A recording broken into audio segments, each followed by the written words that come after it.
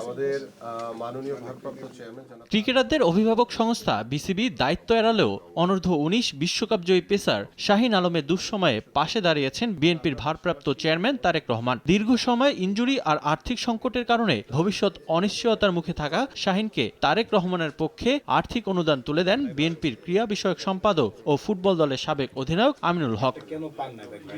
শুধু এককালীন প্রণোদনাই নয়, নির্দ্বিধায় খেলা চালিয়ে যেতে প্রতি মাসে নির্দিষ্ট পরিমাণ অর্থ দেয়া হবে শাহিন আলমকে। খেলোয়াড়দের মানবিক দিক বিবেচনায় এমন উদ্যোগ চলমান রাখতে চায় বাংলাদেশ জাতীয়তাবাদী দল। আমরা মানবিকতাকে সবচেয়ে বেশি গুরুত্ব দিতে চাই। আর্থিক অসচ্ছলতার কারণে নিজেদেরকে তুলে ধরতে পারছে না, সেই জায়গাগুলো যাতে মানবিকতাকে তিনি সবচেয়ে বেশি গুরুত্ব দিয়েছে। আজকে শাহিন আলমের পাশে দাঁড়ানোর বিষয়টাও কিন্তু আমাদের ভারপ্রাপ্ত চেয়ারম্যান মহোদয় নলেজ থেকে এসছে এবং আমাদের ভারপ্রাপ্ত চেয়ারম্যান মহোদয় এই বিষয়টিকে সবচেয়ে গুরুত্ব দিয়ে তিনি বারবার একটি কথা বলেন যে আমাদের অবকাঠামো নয়, আমাদের যারা ক্রীড়াবিদ তাদের দিকে আমরা সর্বোচ্চভাবে গুরুত্ব দিব।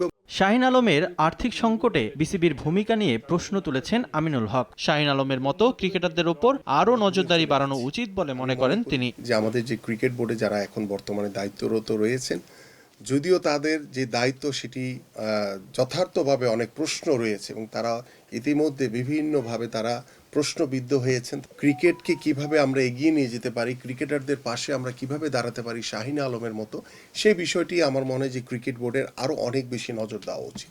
এর আগে জাতীয় ক্রীড়া পরিষদের কল্যাণ তহবিলে আর্থিক প্রণোদনার আবেদন করেও কোনো সাড়া পাননি শাহিন আলম। জানিয়ে কিছুটা আক্ষেপ থাকলেও অবশেষে আর্থিক সহযোগিতা পেয়ে আবারও ক্রিকেটে ফেরার সুযোগ পাওয়ায় তারেক রহমানের প্রতি কৃতজ্ঞতা প্রকাশ করেছেন শাহিন আলম। জাতীয় ক্রীড়া পরিষদ আছে যেটার অধীনে জাতীয় ক্রীড়া শিল্পী কল্যাণ ফাউন্ডেশন, তো আমি সেখানেও 5-6 মাস আগে একটা অ্যাপ্লিকেশন করছিলাম আমার এই দারিদ্রতা এবং আমার ইনজুরির বিষয় নিয়ে।